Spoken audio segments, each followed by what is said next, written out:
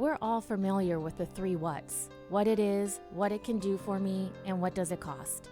Tyler Rickenaut, Country Financial, can help you find the answers with insurance coverage to help protect what's most important to you, all at a price you can afford. So while you're juggling work and kids while trying to keep an eye on your financial future, Tyler Rickenaut, Country Financial, will make sure they are the first ones there when you need them most. Many young parents leave pages of instructions for the sitter when they have their first date night after the baby is born. But only 36% of parents with minor children in the U.S. have any sort of plan to protect their children if they don't come back. Don't be part of that 64% without planning. At the Wilson Law Group, located in Madison, estate planning is all we do.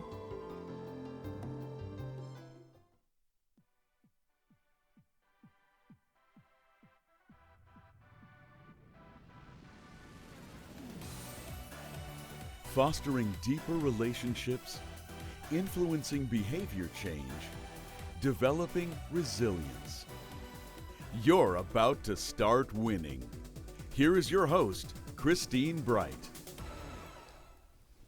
Welcome to Parenting Game. I am so glad you are here. My guest is Claudia Parks from Briar Youth Services, and our discussion is going to be around the topic of restorative justice. Claudia, thank you so much for coming. Thank you. I know we're going to be biting into kind of a heavy topic today, but there's a lot of misunderstanding about how restorative justice works. But before we get into that, I want you to share a little bit about yourself. You're actually a New Yorker, Sort of. and now in Madison. Right. So share a little bit about yourself and how you came to be with Briar Patch. Well, I have to say that I'm a mother first. I'm a mom, of a 15-year-old. I always have to put that out there. Yeah. Because that's what drives me to do what I do every day. I went back to school because I wanted to become a social worker. And while working and raising a child, after graduation, I did my internship with Briar Youth Services, and it lasted longer than your regular intern because I was a mom, not the regular student, Yes. and working full time, and literally lasted over a year and a half. Completing my internship, and I think that that time spent with them and just seeing what Briar Patch brings to the community got me to stop to think, of what can I offer, what can I offer to our community, and what can I offer to especially our youth. I think they need a listening ear. They need us as adults to be there for them. And so I did my internship with Briar Patch and applied for the Restorative Justice program as a coordinator because there was an opening, and actually did not get it. So I was like, all right, great, almost gave up, but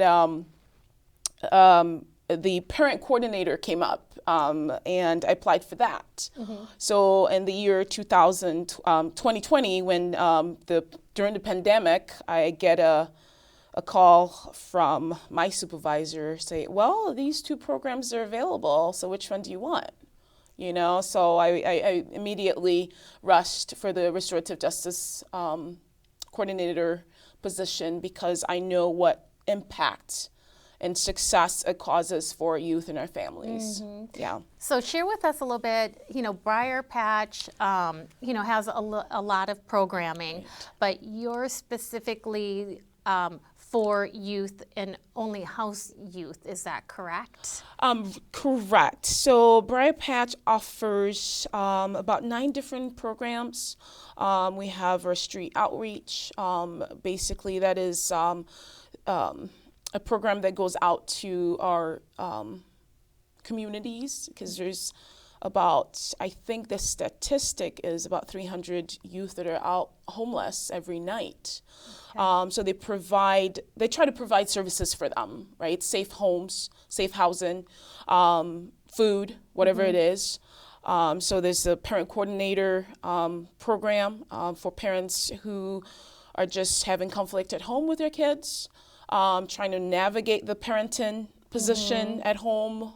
And then we have our runaway homeless youth and shelter. And this is a program that offers youth some sort of a stable housing for about 30 days or so until, it offers counseling, many needs. Absolutely. That youth or that family may need, and try to basically bring that youth back home. Got it. Right? So yes. there's youth employment, court-involved services, which is my program, which is the Restorative Justice, youth restitution program. What else? I'm missing one more. You guys, you do offer a lot. Right. And you service the Dane County area. Exactly. And then we were talking about this statistic earlier. It says on the website about 3,000, but you say it's even more than that, exactly. a year. Yep, it's even more. Of youth that you're helping and servicing. Right. And there's a lot of people who don't realize, typically when we see the homeless, we're seeing adults and totally unaware that there's children involved in this, right? Yes. So what y'all are doing is just really great work. 50 years. You guys celebrated last year. Yeah. Wow. It was so impactful to be part of that celebration because I just came in, it's almost 2 years, just to see the impact. We had testimonials from youth that have been involved in the programs many, many years, right? Through, again, Restorative Justice program that was called Youth Peer Court.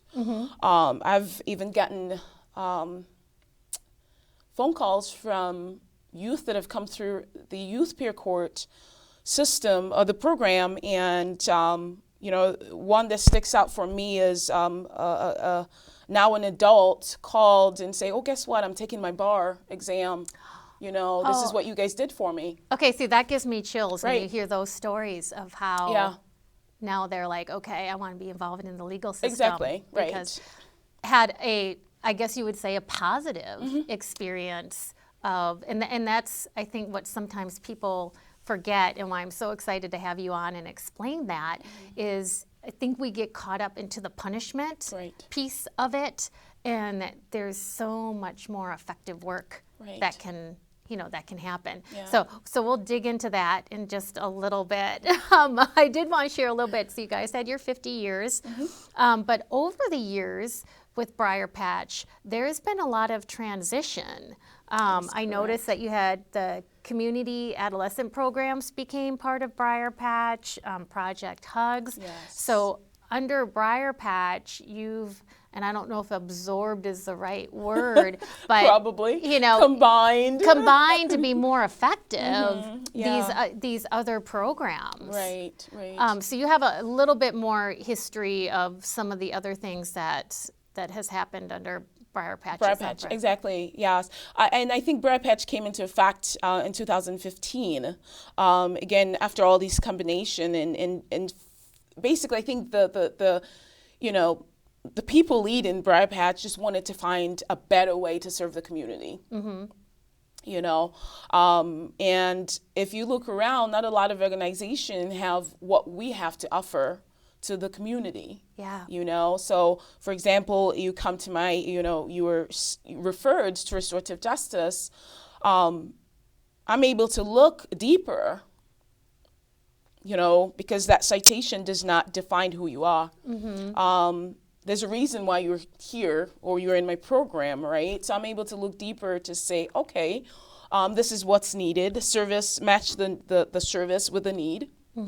That we offer at Briar Patch within the organization to say, okay, well, let's send you to family counseling. Let's get some employment work for you, right? Because we have our youth employment to basically empower youth, support our youth in interview skills, pro-social sort of skills, right? being able to fill out an application and being able to go to an interview and getting a job. Yeah. So that's, I think, is the most empowering things for us as an organization within our community. So it isn't, and this is what I like. It's not about, okay, this kid messed up, did something wrong. Now they're in the court system. We're gonna, punish them, get them on the right path, and move them on. You're really looking at, there was a reason. Right. So let's get to that underlying reason, and this holistic approach Exactly. of, we don't want to see you here again, Right. and let's give you the tools so we don't see you here. It doesn't happen again, right? And that's one of the things I like about restorative justice, the process, right? It's about creating community. It's about certain values and practices that are implemented, and looking at, because a kid goes to court, what they see is lawyers and police, right? As a 12-year-old, that's not a good place for them. Yes, they have made a mistake, but yes, let's kind of have those conversations with them. This is where restorative justice comes in, because it talks about accountability, right? It's a healing process. It's about responsibilities. It's about helping that youth to see, okay, so this is what you did. This is who it affected. Affected yourself, your family, the community, whoever, that victim is. So how can we fix this? And we're here to help you. We're here to help you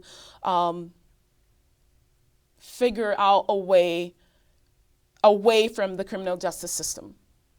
Absolutely. And so, one of the misnomers that parents have about restorative justice is that a kid is getting a pass. Right. And it sounds very focused on the criminal, so to speak, Right. and what about the victim? And that's not the case. That's not the case, no. And again, we want to have a goal here of where, both parties are satisfied, and we don't want repeat offenders. Right. And this Exactly. is what all the research behind restorative justice has proven, Right. is that this is the best avenue to not have repeat offenders. Right. So Yep. let's talk a little bit about what it looks like. Okay, so a child is referred, and what ages? It's up to 18, So correct? that's 12 to 17 years of Okay. age. That's what we deal with at Briar Patch, right? Okay, so you get a refer from, the police. The police, yeah. that this kiddo. So what initially happens? You get that referral. There is a court date, I'm already assuming, set. Right, there's a court date. There's been many laws that have passed, right? Because restorative justice work, and I think I always use Madison Police as an example because they see it, right? They try to implement restorative processes in everything that they do, and so when we get a referral, we're able to explain to this youth and their family, so this is what it is. We do an intake. We say this is what we got from MPD. We're going to schedule a circle process for them.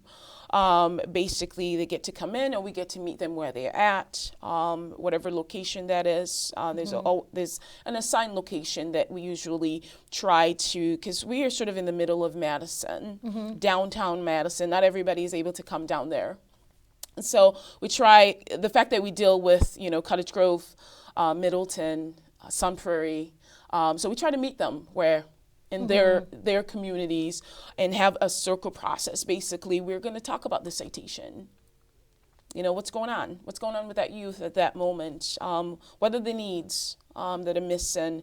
Trying to empower them, redirect them in a way, for making decisions that are smart for themselves. Yeah.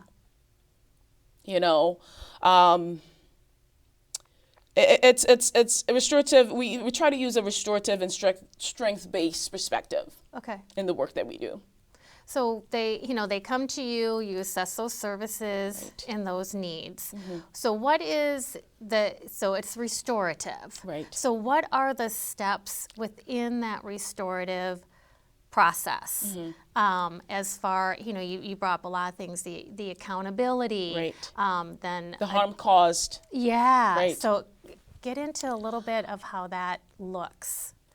So we get the youth in. I always try to, a lot of times in our communities, the youth gets a citation, a referral to us. We give them a call and we try to involve the parents, we try to involve them because it takes a village to raise a child, children.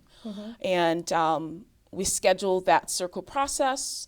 They come in, we sit in a circle because it's much more, I'll say comfortable, right? It put people at ease because we're all looking at each other. It's a respectable space. We're not there to judge anyone. I always tell our youth that come in, I was once a youth. If I tell you the mistakes that I have made, you would not believe it. So feel free, be comfortable. Let's talk about, what this referral is. Let's talk about what's going on at home. Let's talk about what's going on at school. A lot of times these referrals that come in, it involves something that happened in schools. We see that there's been a lot of sort of school chaos that's been going on. So we try to build relationship with them. Right? We try to give them tools for them to be successful, and again, not to repeat that offense. To be a lot of times is when the kid open their mouth and start talking, it's so hard not to just want to get them close and just give them a hug, right? They're youth. They're trying to navigate life. Absolutely. And life is tough, especially these times. Yeah. And so you have that relationship, building piece first. And then, as I said, there's that accountability piece. Right. And helping them understand, what effect it all had. Right. So once they have that accountability piece, I'm assuming that there's steps for them to take to make things better as best as they can. Yes, to make things right. To make things right. And so there's an outcome. And the outcome is basically an agreement or a remedy that we come to together. We make up that remedy, that agreement together, right?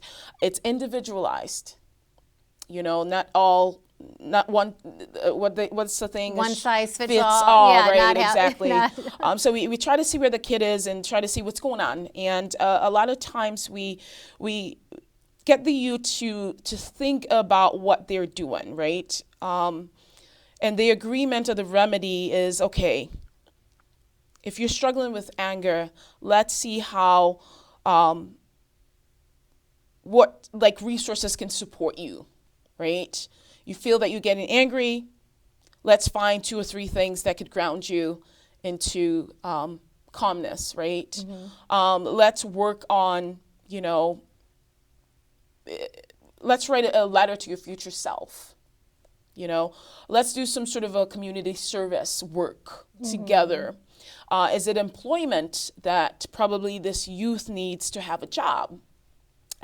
Let's work on, again, with our employment program, right? So we do those referrals.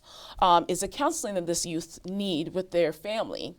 So we do those referrals. So that's sort of how those outcomes usually pan out. It's not just that moment. We usually have follow-ups every week with them. If a youth is struggling with going to school, we try to be there for them and their family in ways that support, like, hey, let's take it step by step. Try to work with the school system, be an advocate for them, be a voice for them. So that's what those outcomes usually looks like. And is there any work, because I'm assuming you probably get referrals and there may have been like vandalism, bullying of Right. another student.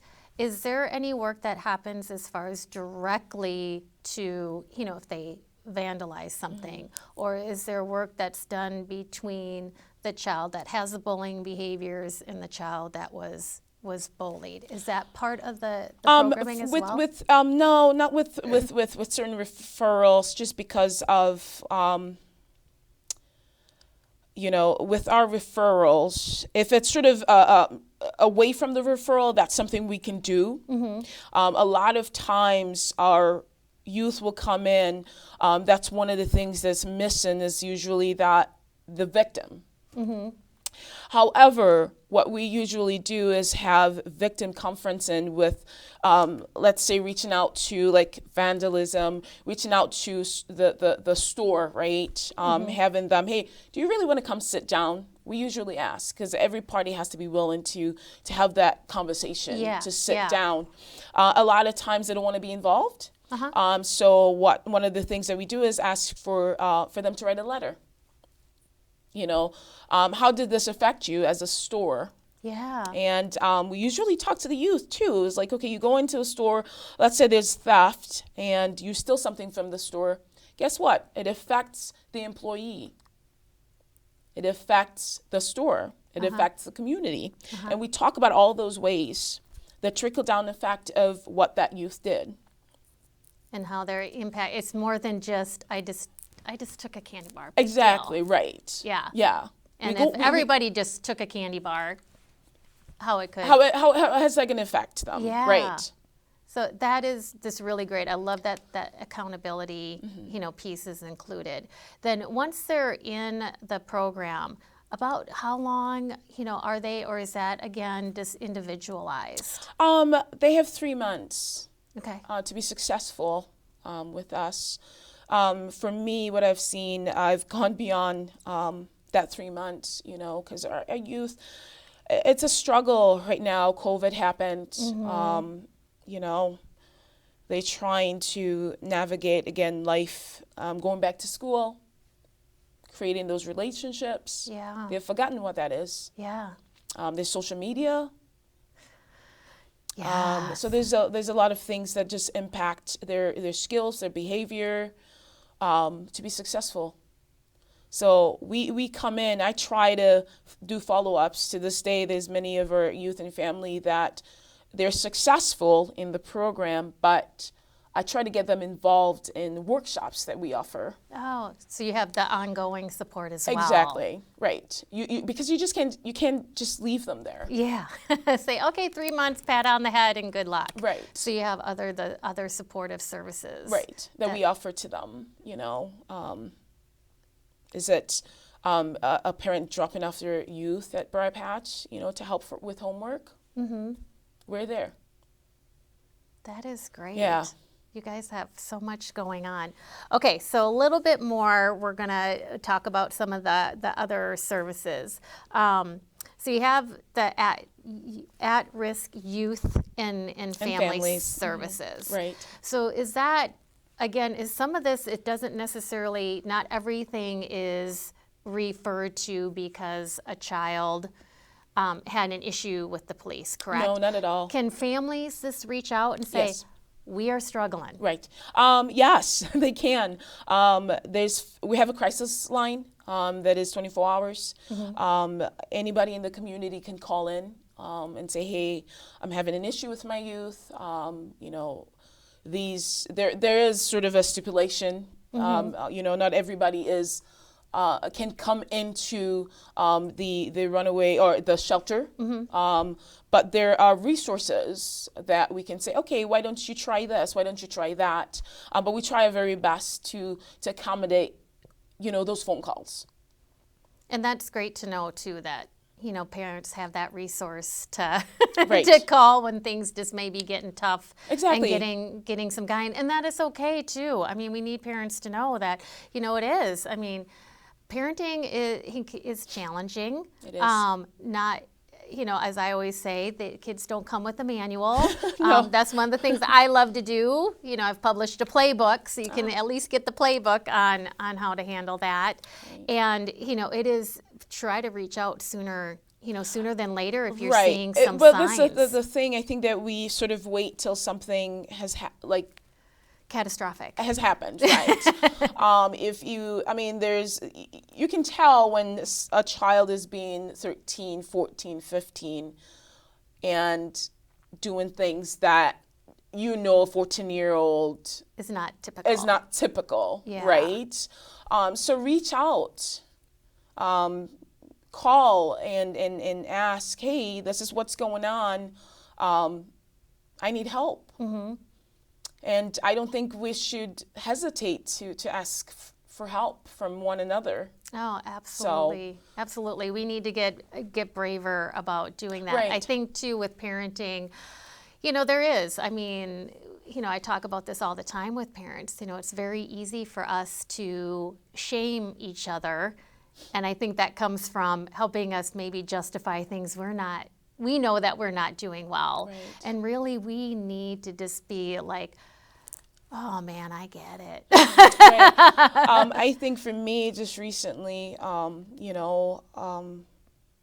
we just got a new parent coordinator that just started, and she's on the ground trying to get resources for our community or families. I get phone calls when I call, when we get a referral or whatever. I talk to parents, just 2 days ago, I was on the phone for an hour and a half. Just listen and say, I get it. Yeah. I know where you're coming from. This is how we can help. Yeah. And to remember, too, that, your child has free will, and it isn't always necessarily because, we typically think, and then, what must the parents be? Right. And we get into that judgment thing and start judging parents who are, most likely doing their very, very best. Right. They're doing their very best. And a lot of times they're just exhausted, too. Yeah. Right. Yeah.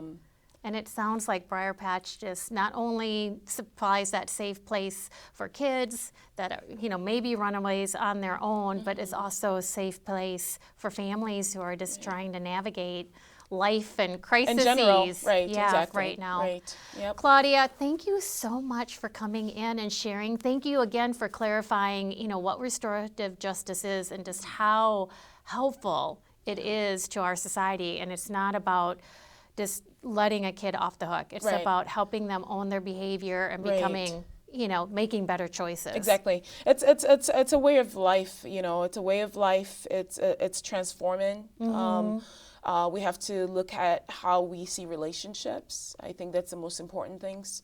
Our kids learn from us. That is so us as adults need to be intentional around our children and others. So. Absolutely. Yeah. Absolutely. Well, again, thank you for coming in today, and thank you for tuning in to The Parenting Game.